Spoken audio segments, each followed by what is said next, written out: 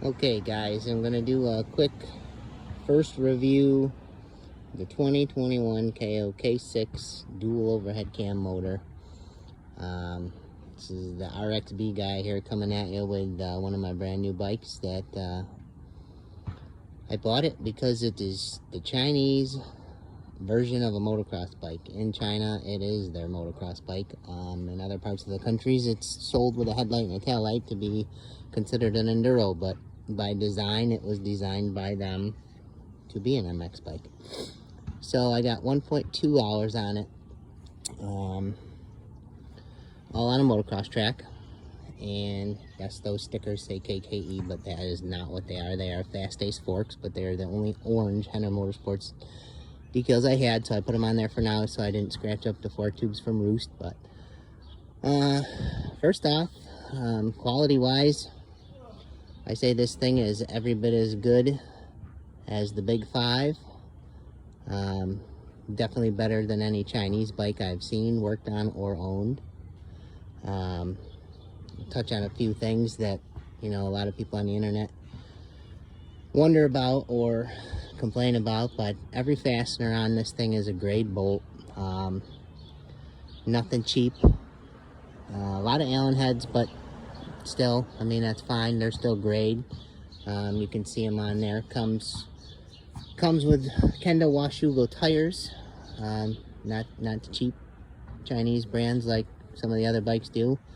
Comes with the DID MX chain, Fast Ace suspension, and I'll get right to it. Basically, I have I've had just about every 250F brand known to man, including TMs and some other oddball stuff. And how I'm going to compare this is to a stock 250F. I would say that it is, well, what I'll compare it to is something that I actually owned in the past. I bought a brand new 2010 Husqvarna 250F.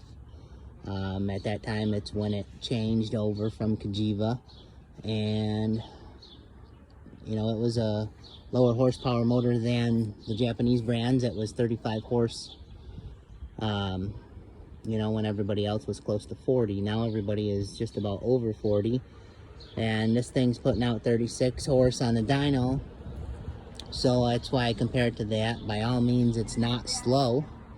I think that with the right rider, it's every bit as competitive as any other 250F out there. You know, it's not that far off. It's not, you know, you're not talking 10 horsepower difference, you're talking 5 or 6. So a good rider will be able to make that up.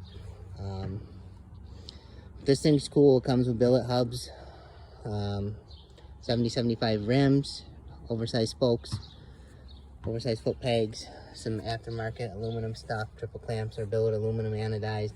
I did not like the stock bend handlebars. They were some goofy feeling bars, so I put on CR bend micro metals bars. Still using the stock grips, but suspension right out of the box, all the clickers were backed all the way out, rebound and compression on the forks and the shock. So for you guys just buying these things, make sure you adjust your suspension. Kind of see that very common with the Chinese brand bikes. I don't know why they do that, but right off the bat, where I set them without doing anything to them, I felt it was a little bit unbalanced. The front wasn't balanced with the back, but it was easily fixable with some adjustment with the clickers. You know, I didn't have to take them apart and do anything. Handles good, goes through the whoops good, handles big jumps good, doesn't bottom out. You know, I'm impressed. This thing is great quality, and I wouldn't hesitate to recommend this to anybody, even people that race motocross on a weekly basis. It's competitive, it's solid, it's fast enough.